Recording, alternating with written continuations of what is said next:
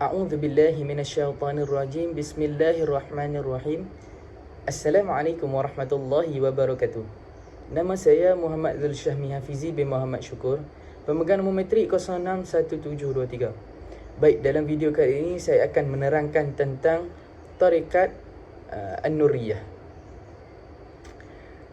Adapun Nuriyah adalah salah satu tarekat yang mana terkenal daripada 10 tarekat yang masyhur. Nuriyah menyebut tasawuf ini bermaksud meninggalkan setiap sesuatu yang mana memberi kemenangan kepada nafsu.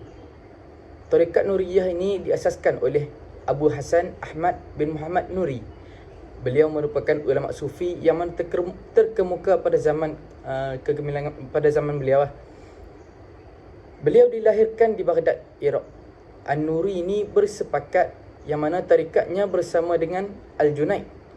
Beliau berprinsip dengan menganggap tasawuf ni lebih unggul berbanding kefakiran. Beliau wafat pada tahun 295 Hijrah. Seterusnya, ada 3 sebab kenapa dinamakan An-Nuri. Yang pertama ialah kerana cahaya yang memancar pada waktu malam dari rumahnya apabila An-Nuri berkata-kata. Yang kedua pula adalah An-Nuri dapat untuk mengungkapkan banyak rahsia yang mana tidak dapat diungkapkan oleh kita. Dan yang ketiga, kenapa dinamakan An-Nuri adalah kerana pernah ada satu malam beliau beribadah dengan sebenar-benar ibadah, munculnya cahaya di sekitar beliau. Seterusnya berkaitan dengan kehidupan An-Nuri dalam tasawuf.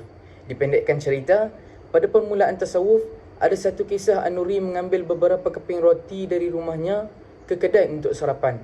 Dalam perjalanan ke kedai itu, beliau akan memberikan roti tersebut kepada gelandangan. Ahli rumahnya menganggap yang dia sudah bersarapan. Ahli rumahnya menganggap yang dia bersarapan di kedai. Dan orang-orang yang berada di kedai pada ketika itu menganggap An-Nuri sudah bersarapan di rumahnya. Padahal beliau tidak makan pun roti itu. Hebatnya dia ni melakukan perkara tersebut selama 20 tahun dan tanpa pengetahuan sesiapa pun. Seterusnya, apakah isi dalam tarekat An-Nuriyah ni? Baik, ada 2 penekanan yang ditekankan oleh Abu Hasan An-Nuri. Yang pertama adalah mengenai kefakiran ataupun kemiskinan, yang mana ciri-cirinya sama seperti tarekat Al-Junaid, di mana ada rahsia dan kekuatan tertentu daripada kemiskinan tersebut. Seterusnya, yang kedua adalah apabila seseorang itu ada sahabat, maka dia akan mementingkan sahabatnya berbanding dirinya sendiri. Kemudian kita akan tengok apakah kepentingan mengutamakan orang lain daripada diri sendiri. Banyak kepentingannya yang disebut dalam Al-Quran, iaitu dalam surah antaranya yang disebutkan dalam surah Al-Hajj ayat 9, yang mana bermaksud dan mereka kaum Ansar yang mengutamakan orang yang berhijrah, yakni kaum Muhajirin, itu lebih baik daripada mereka sendiri, daripada diri mereka sendiri, sekalipun mereka dalam keadaan kekurangan dan amat berhajat. Dan yang kedua pula, dikisahkan satu hari ada seorang yang memusuhi golongan tasawuf dan golongan ahli sufi dengan memfitnah mereka. Memfitnah mereka adalah golongan yang mana? Golongan zindik. Sampai mendesak khalifah untuk menghukum mati ke atas mereka, yakni golongan sufi ni.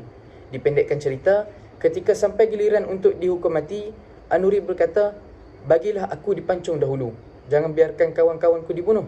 Kemudian penghukum pun terkejut dengan tindakan An-Nuri tersebut, dan khalifah meminta hakim untuk menyiasat semula kes tersebut. Kemudian bila disoal